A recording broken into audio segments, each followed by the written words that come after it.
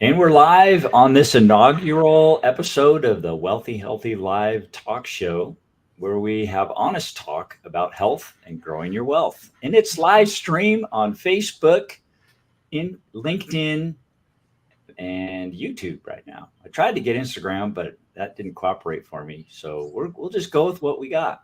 And I'm excited about this show. This is a brand new show that we're doing, and it's all about wealth and health. And those are two subjects that are very near and dear to my heart right now. Let me see if I can bring myself up here so you can see me. And we're going to use this show is going to explore all kinds of areas of wealth and health. And we're going to talk to guests. We're going to talk about subjects. I want to get your feedback. I want to know what you want to know. And let's explore those things.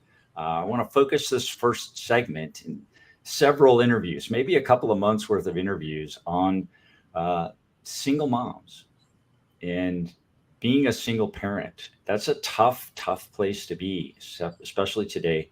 And talk about how that affects your wealth and health. And today, I'm very honored and very excited to have a special guest, Miss Lisa Loree, with me today, and we're gonna explore her experiences with post divorce wealth and health today. And so, with that, I'm gonna bring Lisa on, and we can start a chat. Let's see if I can. There we go. Hi, Lisa. Hello. And how's your day going? Good. Thank you. Really good.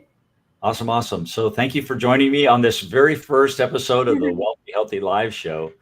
Well, I And feel very privileged that you would invite me, especially for your first one to kick it off.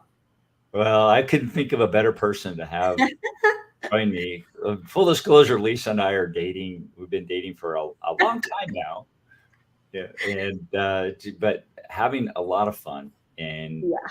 really, I think we decided when we started dating that we were going to develop a relationship that's next to, not one in front and one behind, or vice versa. It's Yeah. next to, I and love that.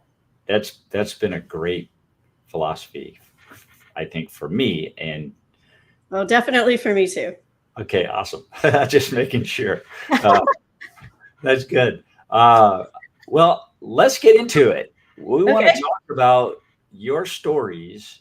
You have some amazing stories. You've been through some real exciting parts of your life, and you've been through some not so exciting parts of your life. And what I'd like to start off with today is, well, kind of a little bit of background. You joined me on my other podcast called the Bold Leadership Story Show.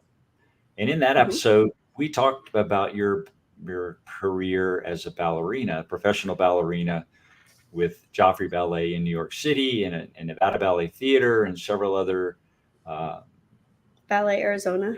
Ballet Arizona. Yeah, some Yeah. real high end classical ballet, real deal stuff.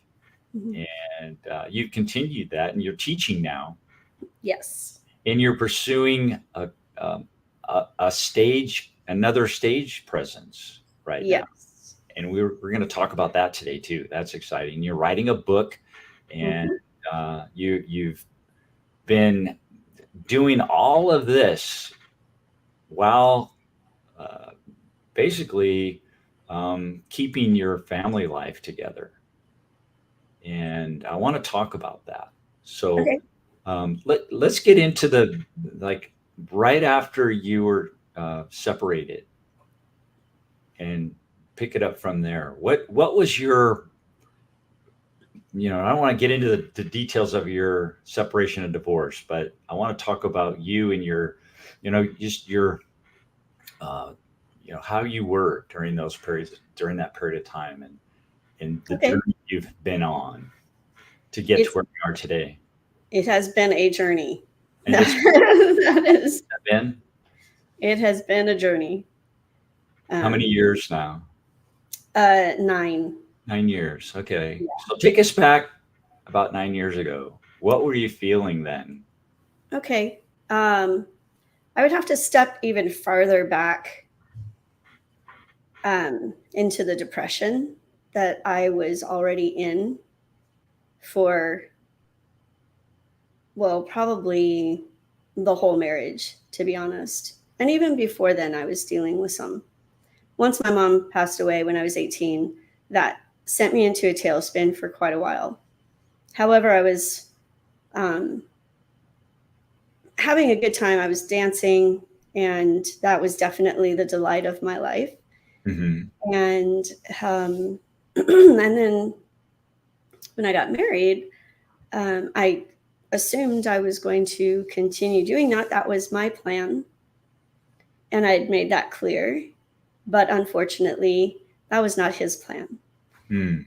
And once that was revealed after we were married, then there's this strange depression that set in because I, at that moment, knew, and that was a year into the marriage, I knew that I had made a very grave mistake and that there was a lot of deception here with that.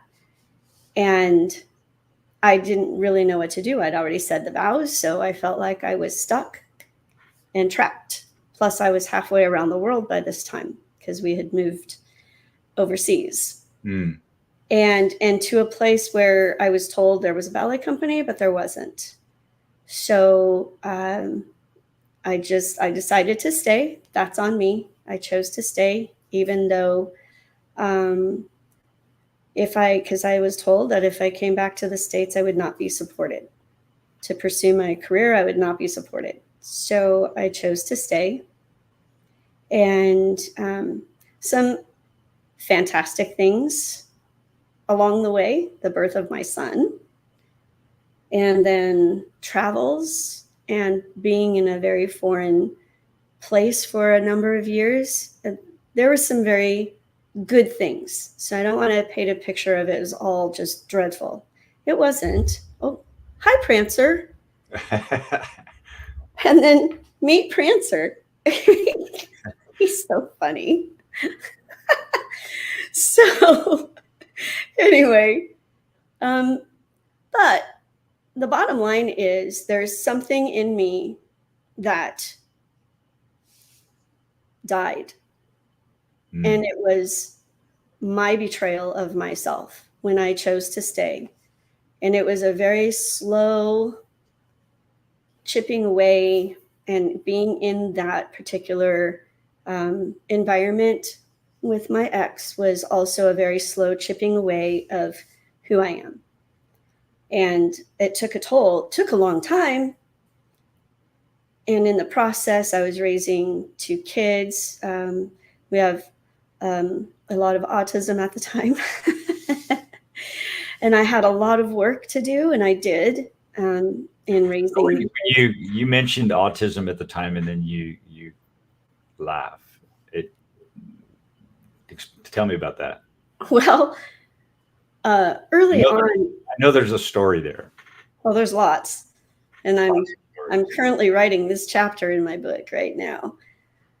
But my son was diagnosed at 6, and it was a very tumultuous time for us, for him in particular, and discovering through years of working with him and doing different things to help him, just how stressful his life was. And to be a young child and having such inordinate amounts of stress on a daily basis, it's really heartbreaking on the one hand. But on the other hand, I still had to deal with daily meltdowns and tantrums and ferociousness and trying to keep him and his sister from all kinds of mayhem. And back then, though, did you know he was autistic? Not until he was diagnosed. He had quite a miracle birth, and I figured he was actually going to be mentally retarded because he was at least 30 minutes at about 50% oxygen before he was born. I had an emergency C-section. And so that was what was on my radar. But he cleared all the milestones. He was very articulate, very early, could speak in full sentences and use crazy words like, acetaminophen. Instead of aspirin? When it was instead of Tylenol. How old was he when he was saying that word? He was like 18, 20 months. Wow. So I was like, okay, clearly he's not retarded. Yeah. Okay. So I thought, I'm out of the woods. Great. We're amazing, phenomenal, miraculous, but we're good to go. And not so fast. And so it took a bit because he was just little, when things would show up. And he's my first child. So I don't know. I figured all kids throw tantrums, don't they? Only these were way enormous. There's a component, and now I even recognize it when we're out and about and I see a child having a true autistic meltdown, or what we call the TISM, autism, the TISM meltdown, where they just can't pull out of it. It's not being a brat. It is having some catastrophic thing is going on within. Mm. And that's what I was dealing with, but I didn't know it. I had no idea what was going on until he was 6 and was not functioning well at school. It was just too stressful. There were way too many changes in his very young life. At one point, we moved 8 times in the course of 13 months. It was nutty. And along the way, we adopted my daughter, a newborn. I was there in the delivery room, so that was pretty cool. But, my son didn't have the advantage of a 9-month pregnancy where you can talk about it and you can say, and here in mommy's tummy is, your sibling, and you have time to go through the stages. It was, wow, in 6 weeks, we're going to have a baby. And it's like, I'm sure that he thought we went in to some store, put in an order, and 6 weeks later, here's our baby. Because that's what it would seem like to me, to a small child, because I wasn't pregnant. So anyway, that was a lot of stress, though. I had no idea.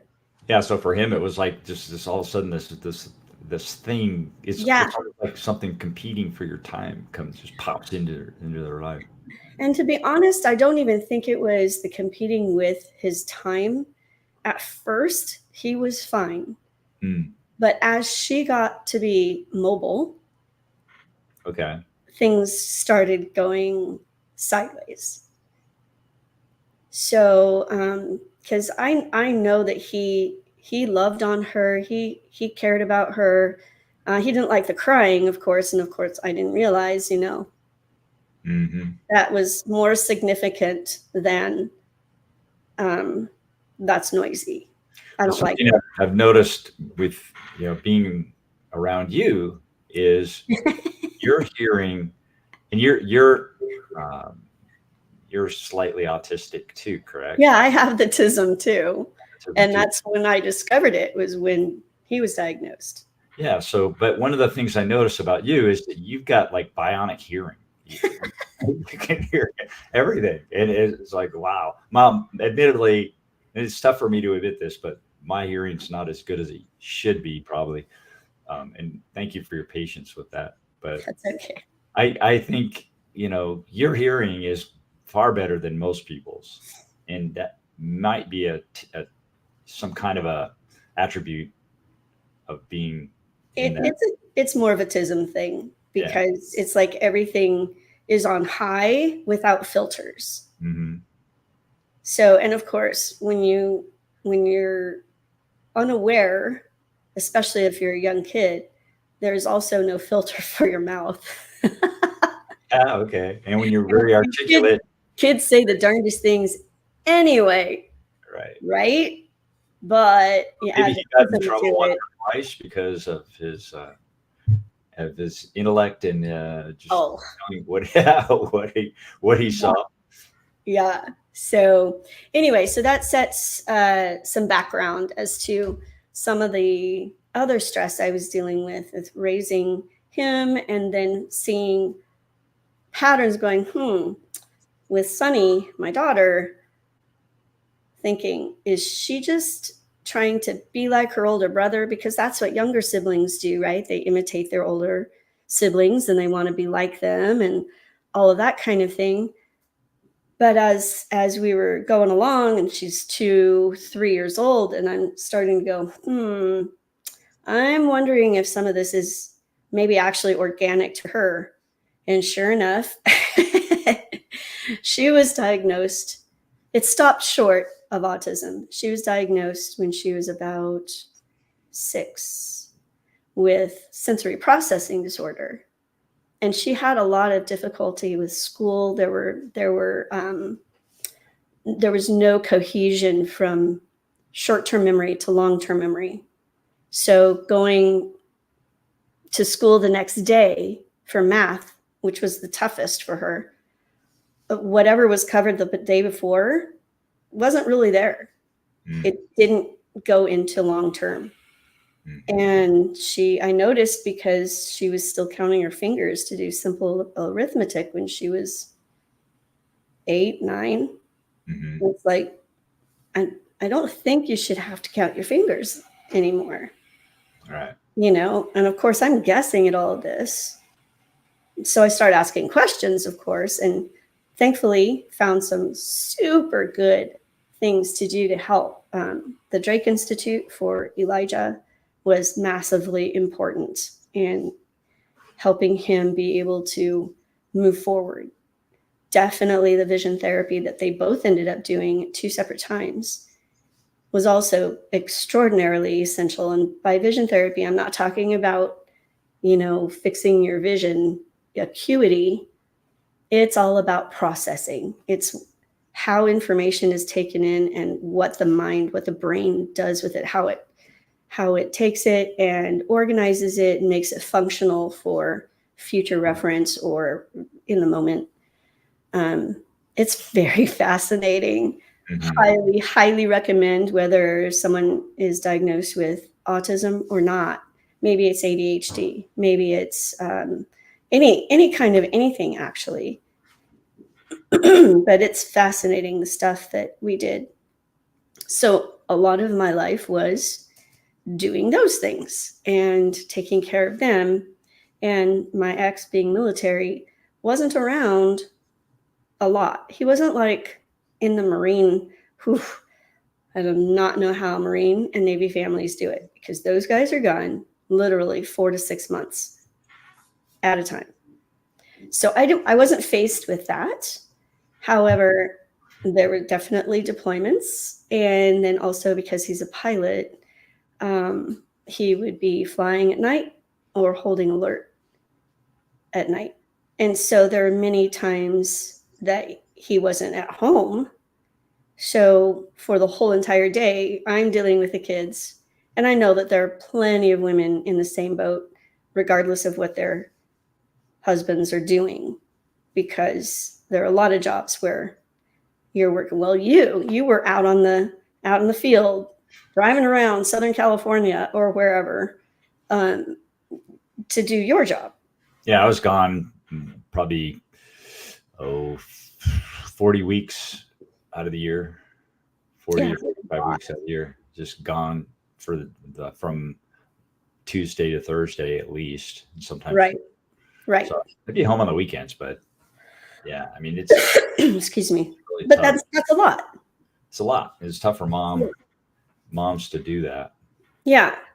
So, and especially with 2 kids that have real needs, not the sit and read kids like I've seen in other homes that I was guaranteed practically in the small community we lived in. If you just raise your children this way, they'll sit and read and they'll obey and they'll no, that's not what I got. So, but anyway, so just to give some background. Okay, so you had some challenging, very challenging, couple of challenging kids, and I know them both really well now and love them. They're great. You would not have any idea. No if you idea. met them today. They're Not both one idea. making their lives happen, and Yep. it's just really really fun to watch them blossom. I mean, they were high functioning to begin with. It's not like they couldn't speak or bathe or, they did all of those things.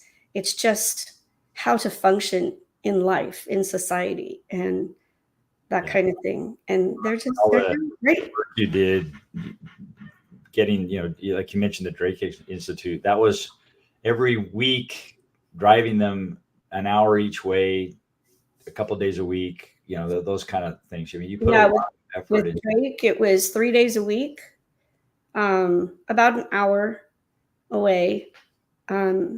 So And if you were a single mom having to deal with that, how would you do that? we'd still do it. I mean, thankfully at the time I wasn't single, so it was financed by my ex's You had job. time, you didn't have to work. I didn't have to work and come up with the money for that, and it's expensive. Mm-hmm. It's expensive. But the vision therapy, that's the big one, because that was every Tuesday. At the time I lived in Menifee and drove all the way to Lemon Grove, which is past San Diego. And so it was an hour at least to get there. And then it was typically hour and a half to 2 hours to get home for that 1 hour appointment.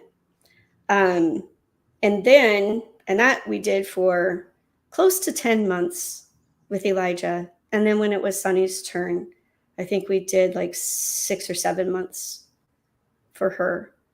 And not only did we do those appointments, but then I had to continue those same exercises that he did on that day that he got on that whatever Tuesday. I would have to do those same exercises with him 5 more days out of the week at home. So it's not like we just came home, and then everything is hunky-dory. I still had to do those same exercises. So I had every day for 5 more days. So we had 1 day off.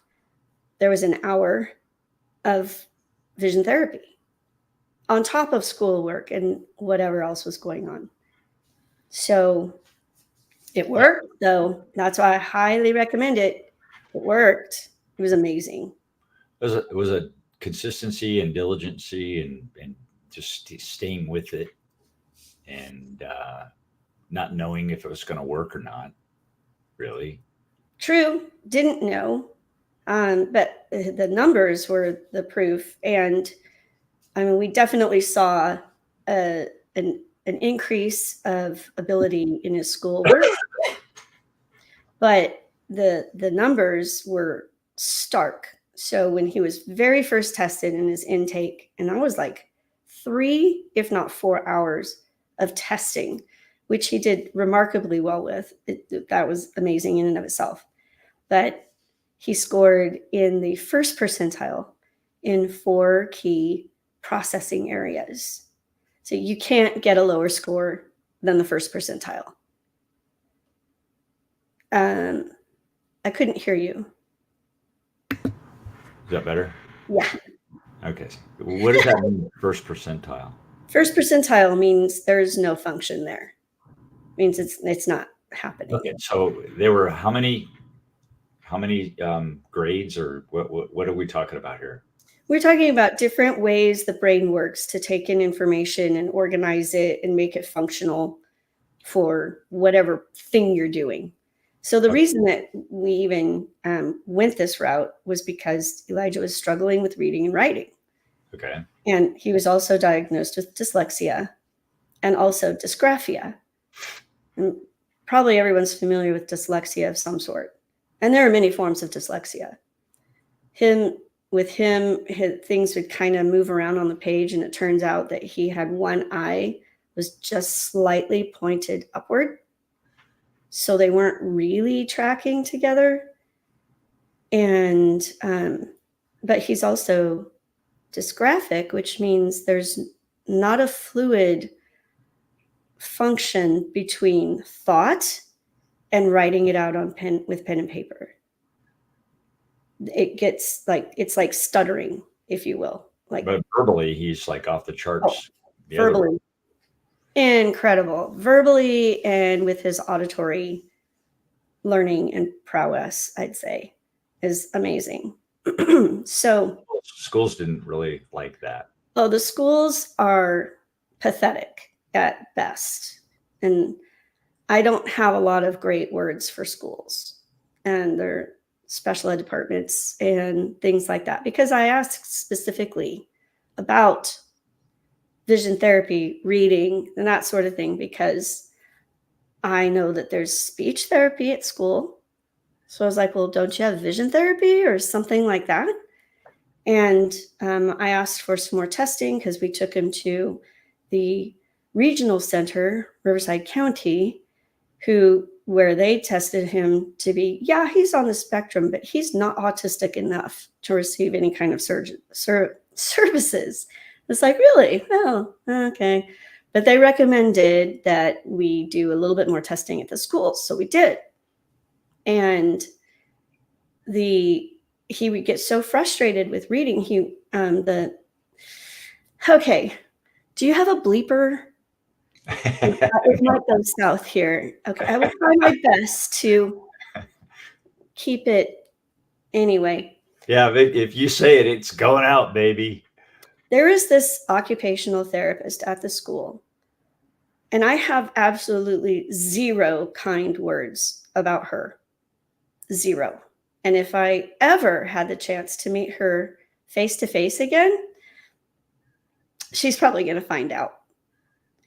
But she tested him and came back and said, oh, yeah, he's fine within the parameters of his gross and gross motor skills, fine motor skills. He's fine, blah, blah, blah. And then when it comes to reading, he's just obstinate. Well, she's kind of just doing her job because the school system doesn't want to have to pay more for these extra services. So they have somebody there who says no all the time. Yeah, well, we also had Mrs. No. Yeah. But this woman could have at least attempted at trying to discover why she was finding obstinance instead of reading, if that's what she wanted to call it. So when I got these numbers back in the first percentile, 4 key areas, I just wanted to take that and smear that in her face and say, oh, this is what's obstinance. You're talking about dyslexia, dysgraphia. That's obstinance. Yeah. What were the 4 key areas?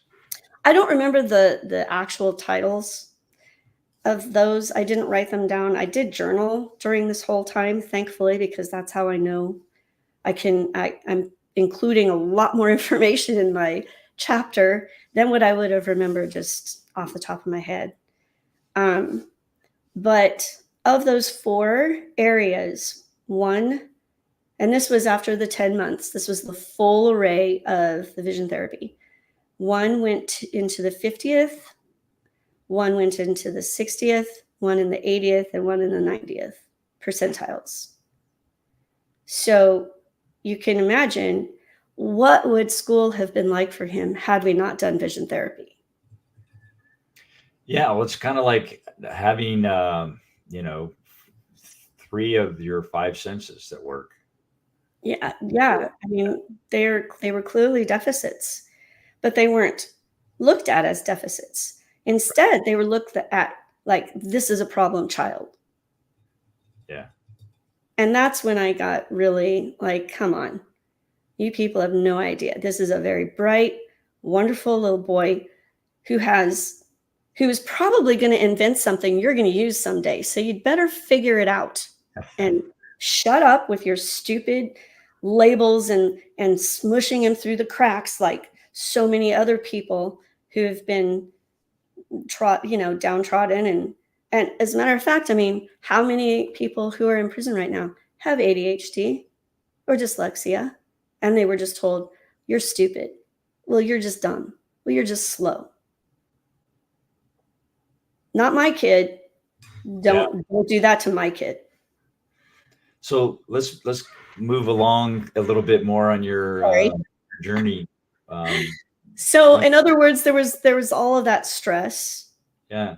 But underneath all of the mayhem of trying to, actually that distraction was my depression that was growing. And it got to a point where I couldn't see it just going on anymore, to be honest. So I really felt for a few years before I actually left, um, it started. Oh, and part of it is because I started dancing again. I had my own little company for a little while. So I was like giving it my best shot, um, and getting that opportunity again. Still not the way I wanted it, but it was at least something. And then I lost funding. And that was pretty much the thing that I was just like, okay, I'm done.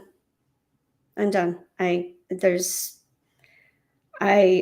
leave him or I leave the planet. So I left him because the underlying issues that were going on, and the insidious abuse that was going on, psychological, emotional, that kind of thing. It's very strange. It's hard to pinpoint, but that's what was happening. And I was so diminished to nothing. So that's how I was when I got out. And So of course, tell me about that. What did that feel like, if you can share that? well, it's extreme hopelessness. I felt I had absolutely zero control over anything in my life because I wasn't allowed to have anything in control of my life. Because the most important thing of part of who I am is being a ballerina. And because I wasn't allowed to be that the way I had always dreamed of being and had already been doing and had worked so hard to do, it was really jolting at the very beginning. And then of course with the kids, like I said, that was an enormous distraction from that. But then as they got older and things started to calm down a little bit, and then I was able to do this little tidbit of a company. After that, once that was gone, there was nothing. There was just nothing. I felt, I was voiceless for one. Didn't have a voice. Extreme depression. That's pretty obvious. The hopelessness, frustration. I didn't see really many options at all. So what was it that kept you going? What was that moment in time was there a time when you made a decision to stay or not? Well, as you know, because you went through this with me. I would often say, as we would just hang out, you and I, we would just hang out, which is really kind of cool. So it wasn't all about just dating. We were just hanging out. And you would say something like, hey, there's this cool event coming up on the weekend. You want to go check it out? And I would say, oh, yeah, if I'm still here, sure. If I'm here. And you knew what that meant after a while. That didn't mean if I'm here in town. That meant if I'm here on the planet, sure, we could go do something. So I was just biding my time in a sense.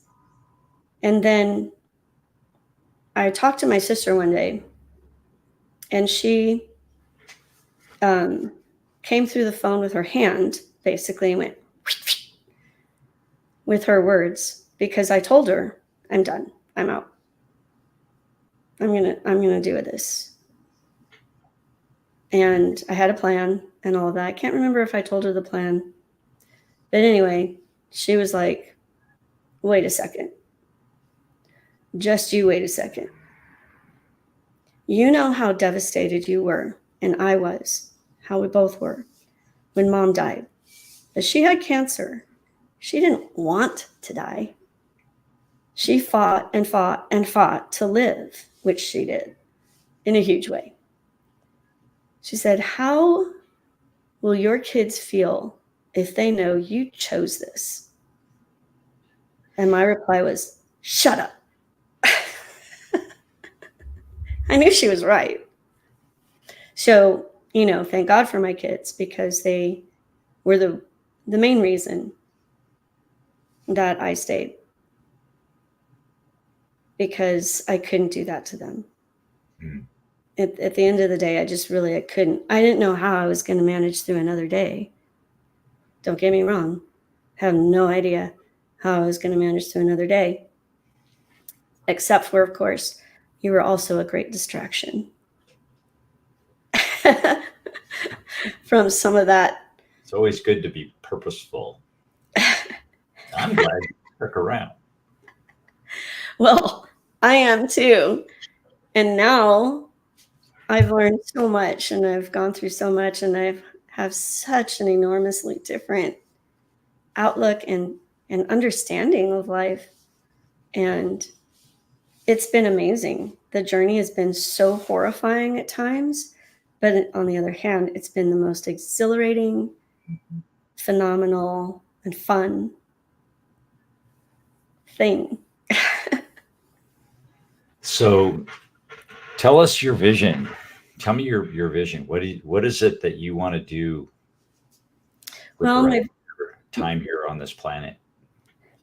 now I am writing my book, and including all of these things that I've gone through, including also childhood things that I see as a pattern, because I had to discover, how on earth did I get to that place?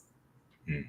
And so I started thinking about it, and then eventually I was like, I think I really need to share this.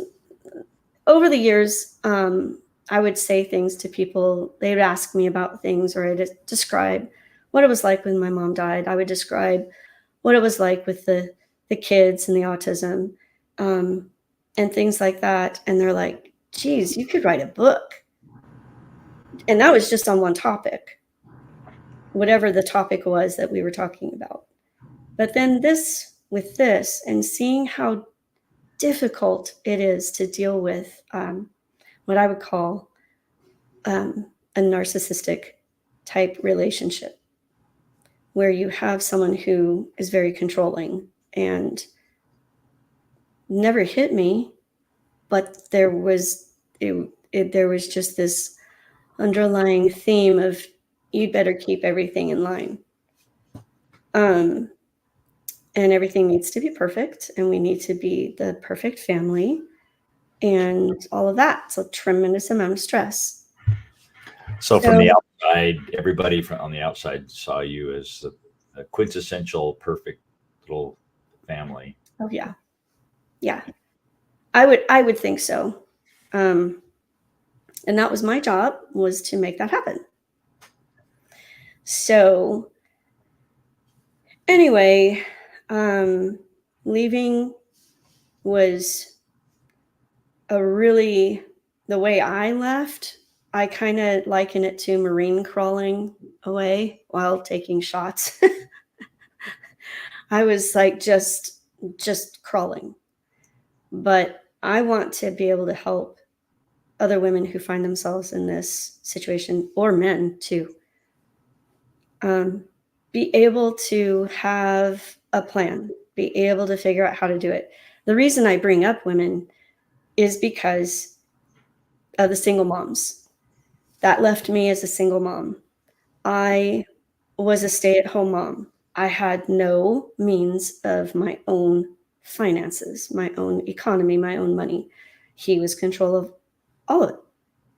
And that put me in a very bad situation. And I know that it's happening even to this day. I have a couple of friends right now who are going through it, all of this, same kind of thing. They were stay-at-home moms. And I know for me in particular, the only other skill I had outside of ballet was waiting tables. And that was many, many years ago, when this was all happening. So I really didn't have a means to support myself. And because of your ballet career when you were younger, you had to finish high school on the road. So well, I got my GED, right? Yeah, I got my GED and didn't go a senior year. I went to the Joffrey School instead on a full scholarship, which was an opportunity I could not pass up. I mean, that would have been crazy. But and yeah, I was dancing. I was putting in 40 hours a week in the studio since the age of about 13. So that's a lot of time of preparation for this particular career. And then I was in the career, which was fantastic. And even then, I still didn't make enough money. So the thing I could do was wait tables. Right. So after dancing 6 hours a day, maybe 7, I'd go wait tables for 6 more. And so those were the things I knew. It's different today in that college is online. You can fit stuff in little bits here and there with classes online, which is a great asset for today's world and for today's dancers. Mm-hmm. But I didn't have that. So I really had no skills.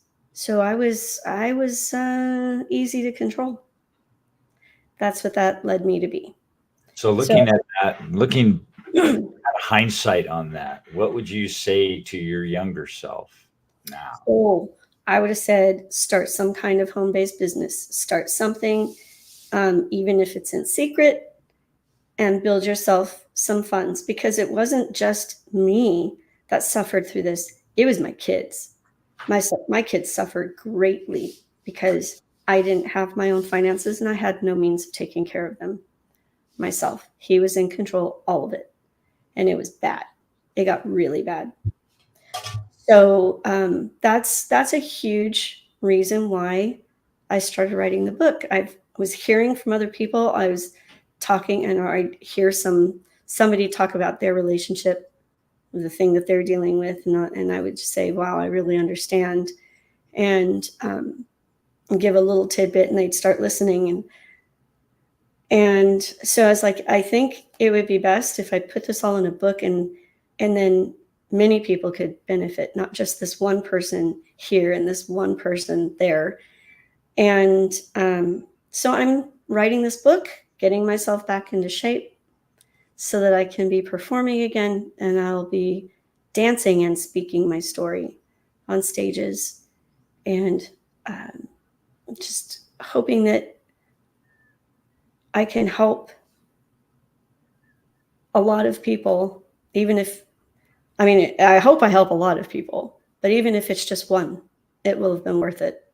If one person, because that can change the trajectory immeasurably in someone's life. Have you, with all the stress and everything going on, how has your health been throughout all of this? Well, my health was not so great. I was hanging in there, but obviously when you're facing severe depression, suicidal ideation, your body is pretty much on severe survival mode.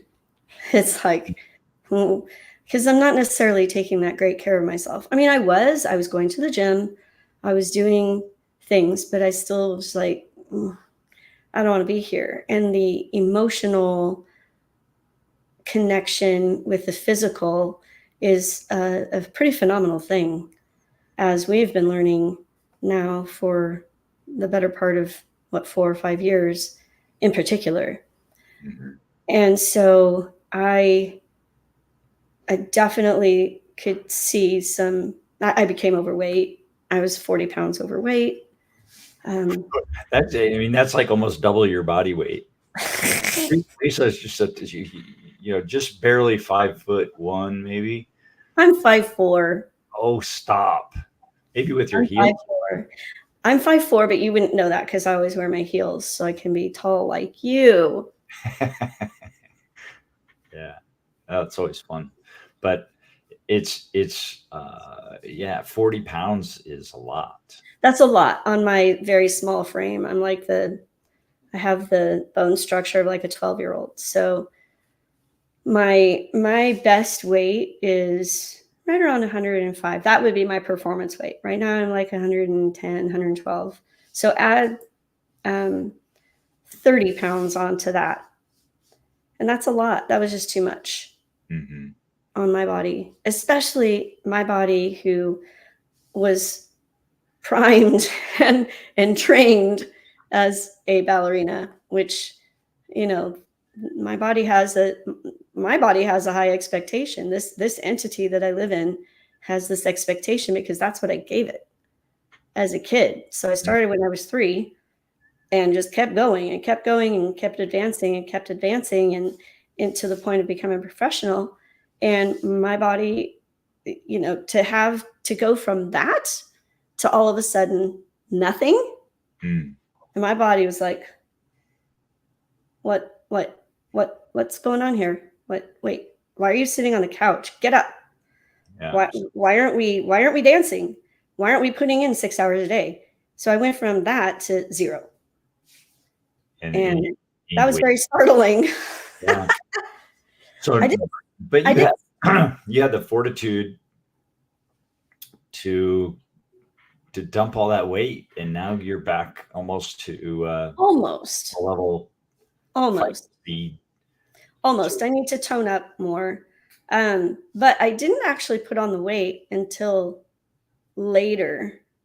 It took some time, believe it or not. But it was when I was so focused on the kids, which I know most moms have that same story, regardless of whatever comes along with that phrase, like autism. Most moms are hyper focused on their kids. I do believe that's a mistake. But because then we get lost. Moms get lost. Right. So that's not good for our own health. Not only physical health. It's not good for our mental health. It's not good for our emotions. It's not good for anybody around us. But I put on the weight when that deep depression really started to hit. So that's when I started seeing it show up. And then, yeah, the health issue wasn't severe. I wasn't dealing with horrible things, but I'm dealing with stuff now with all the junk I've eaten over a course of a lifetime. So there are those kinds of things, which unfortunately the population at large is also dealing with, and most people don't even realize it. And that's also going to be in my book. I'll be having a huge chapter about nutrition and the things that you and I have been learning thanks to your research, what you've been researching for the last 4 years, and learned a lot, quite an education in what we've discovered. Oh, you're cute. Of course, those 2 pictures there looks like I am leaning and coming. That's kind of funny. Yeah, I've got some legs over here, and then these are 2 shots of you in the studio taking some professional shots, and then that's your butterfly pose. Yeah, I love that. I love that picture. If you're on a cell phone, you're missing out because it's probably really small. But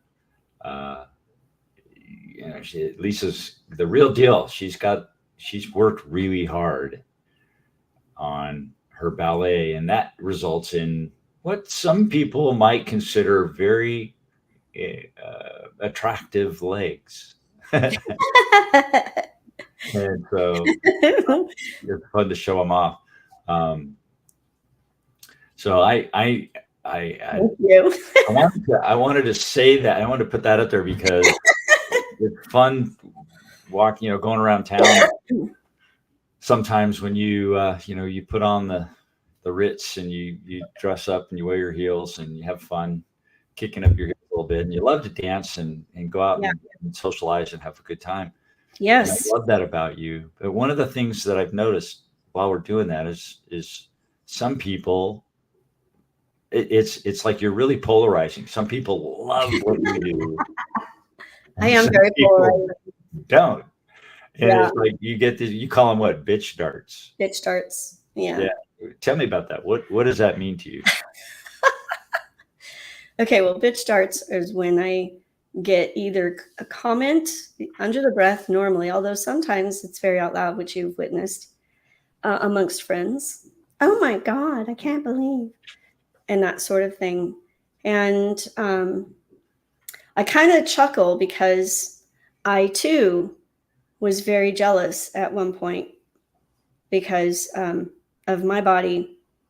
I don't have big boobs, and I won't either unless I go and have them done, of course, like so many people do. But anyway, I was teased about that for a really, really long time. And unfortunately, I think I'm going to have a coughing fit. Yeah, we're both suffering with a bit of a cold. So I've been turning my mic off and coughing a little bit. And Lisa's been suffering. So give her a minute to get that done. But I hope you're enjoying this show. I hope that what Lisa's talking about resonates with you. And if it does, come back and say hello. We'll put this up on Facebook and YouTube and different places. And would love to have you. Yeah, I'd love to hear your feedback. Yeah. Anyway, the whole thing with the bitch darts, though, is that I know what that's like to look at another woman and be like, can't believe. But really what I know what that is that I was seeing the deficit in me, and that was making me angry. And I know that that's what's happening with these women too. And, because you have choices. Everybody's got choices. And so you can be upset with someone, or you can do something to make yourself better. If you're finding that you don't like what you see in someone else, is it because you don't like what you see within you? Because that's really the question. And when I go to the gym, I see it a lot because I'm in gym wear, and I don't hide. I've decided I'm not going to hide anymore. That was part of my issue. And it's like I'd rather be an inspiration for those who are willing to see that. Like, that's what I want to look like, and they're working toward it instead of bitch. Oh, speaking of, I was literally called a bitch when Sunny was. I adopted Sunny, Right. So I didn't go through a pregnancy, but you don't go around with a sign on that says she's adopted, So I have her in the stroller, and she's a newborn. And I have this woman come past me. I saw her looking me up and down, and her little snide thing coming over her face. And as she walked past me, she bumped my shoulder and went, bitch. And I'm like, oh my gosh, really? Wow. Really, wow. So I've had this before, and I was just, I was just in a store with Sunny in the stroller, and she walks past me, and I don't think I was even particularly dressed that day, because I do like to have outfits. See, I've got my strawberries. Yeah, and you're always like dressed, and I coordinate. Even the top of the red.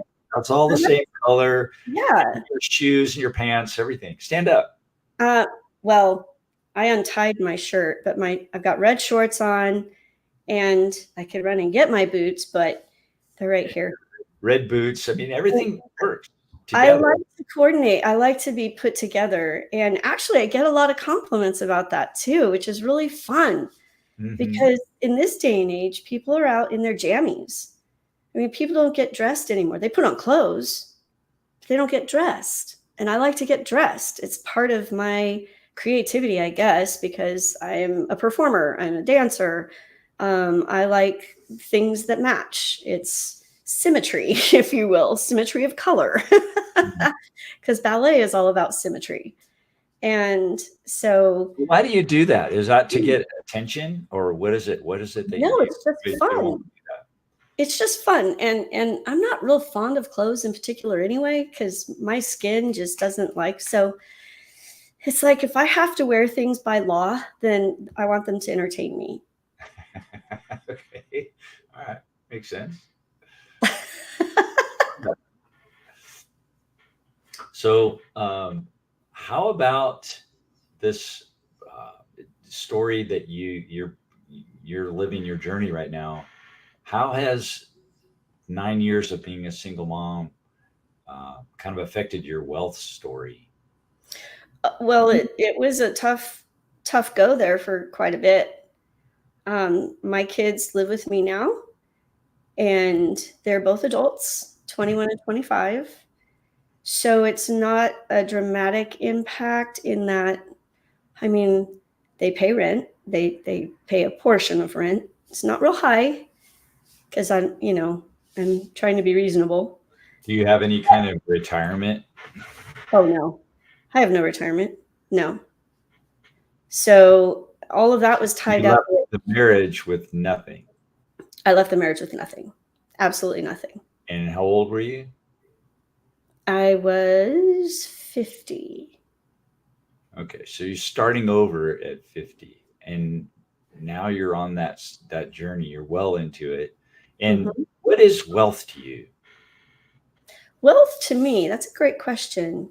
Because I know I'm wealthy in certain things like relationships and things like that. But if you're wanting to talk dollars, wealth to me is being able to have no stress about paying bills and have money working for me so that um, I am not having to go out and keep doing and doing, doing. And it's best if you can do that through residual income because that keeps working when you're sleeping. And it's about being able to fulfill other things and being like funding me being on stages and being able to dance and tell the story. So there's a lot there. It really is about dreams. You can get by. Like I could say wealth is, just about not having to stress about paying bills. But there's so much to life. And I honestly believe, especially after what I've been through in these last 9 years, whole life, but especially this last 9 years and what I've learned and have changed and grown. And I really feel that life is supposed to be so much more about joy and having fun and living yourself, whatever that looks like. For me, it's about dancing, obviously, but everybody has their own dream. Everybody has their own best self. Everyone has their own idea of what their dream is of, and not just that one particular thing. I'm talking about dreams as in, I want to travel. I want to be able to have trips with the kids, bring them along. I want to make scholarships for young dancers who otherwise would never be able to even take ballet classes. Things like that. It's there are so many things, you know. So it's about being able to definitely have enough and not feel like I need from someone else, but then to also do way more than that and have a ton of fun in the process. So, what is your message to single moms who are wrestling with the same kind of things that you were doing? Or what looking back on your story and then forward for these single moms, Mhm. where would you tell them, give them advice, maybe, or um, I don't know, some words of wisdom, maybe. Well, if it's someone who is facing the struggle, like they're in a time of decision, do I stay or do I go in the relationship? Then I have a lot of things to help with, like, have you thought of this? Can you set up that? Do you have your own business? Do you have your own means of making income? And are you willing to play the game? Because if you get into the court system, you're going to be playing a game. Just that's it. Because system's broken. It's not about protecting the victimized spouse and the children. It's not. And I have many stories to prove that. So, but you won your case. I did, but it was ridiculous what I went through to get to that point. And the fact that my parental rights were revoked for nothing but a lie that my ex told in court. Just like that. So there's more to it. Obviously, there's more to it than that. But there are so many things that you need to be prepared for and to understand and wrap your brain around. If you're already out, then it's like, okay, you've already gone that route, or you're probably in the midst of it. So now what?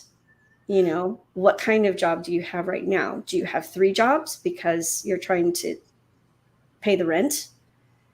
And that's part of the tragedy, because unfortunately, and I'm going to say some really probably hard things to hear for a lot of people, definitely polarizing, but so many of us women who are stay-at-home moms, who are not allowed to make our own source of income, or just not given that opportunity, we get shafted in this whole thing so very often. And it's because men are not being men. And I know you're a man, and I know that you're not that type of man, so that's not directed at you, as we've talked about before. And I know other really actually good men who are real men, who are responsible and willing to take on that responsibility and live it. But so many are not. And I'm afraid that that's part of the reason why a lot of women today are like, you know what, screw men, I'm done. And like you found it's a pretty high statistic about women who are deciding to have children on their own without ever getting married, without ever having that relationship, because they've watched their friends, they've watched their mom, they've watched their aunts and cousins, and it's like, it's not worth it. Yeah, I want children, but it's not worth it to be tied to that guy, because we get shafted. So yeah, it's tough out there for women who aren't prepared. You've got to be prepared. The courts will not help you. No. And that's what I was getting to. The moms that then end up with the custody of the kids, and that's probably a good thing. However, I mean, I don't know for sure, but they're working 3 jobs. Right. So who's really taking care of the kids? Yeah, that's why I want to focus on the single moms with this segment of the show. And thank you for sharing your story, because it's, I think, a group that's underserved, but that works very hard. Yeah. To raise the next generation. They have such heart and such drive to do this, that they're willing to sacrifice their personal lives to raise their kids in as best way as possible. And they get very little recognition for that. Mm-hmm. So I'm working to explore that. And you're the first single mom that I've interviewed on the show. And so your story is definitely helping to kind of build that awareness of what it's like to be a single mom, even if you're not, if you're volunteering in going to that position, or if you're not, sometimes you might. I mean, there's women that, like you said, intentionally have kids even though they're not married. Right. Huge percentage. I was surprised. It's like in 30 or 40% of single parent, single mom families are moms that have never been married. They just either adopted or had artificial insemination or something. Right. And, which is fine. But what's that say for us guys? What's that tell you? I have a few words, but yeah, it's like we're dogs. We're worthless. We're like worse than whale poop at the bottom of the ocean. I hesitate saying things like that because you're not like that. I'm not, but I pay a price for it too. People, oop, it looks like we lost Lisa. I think we're done for the day. Her computer probably died. So we're going to wrap this show up. Thank you for joining me and on this first inaugural episode of the Healthy Healthy Live Show. And we're going to say goodbye, and we'll talk to you again next time. We're gonna be on next week on Friday again, and so we'll see you then. Have a great week, and we'll talk to you soon. Bye.